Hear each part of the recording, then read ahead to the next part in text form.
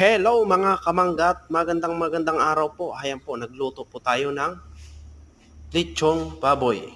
Isisigang po natin siya. Ayan po. Ayan ang aking pangsigang. At ang aking gagamitin ay asin lang po. Kasi wala tayong ibang pangrikado. Bali, dito po ako ngayon nagtatrabaho sa Bulacan.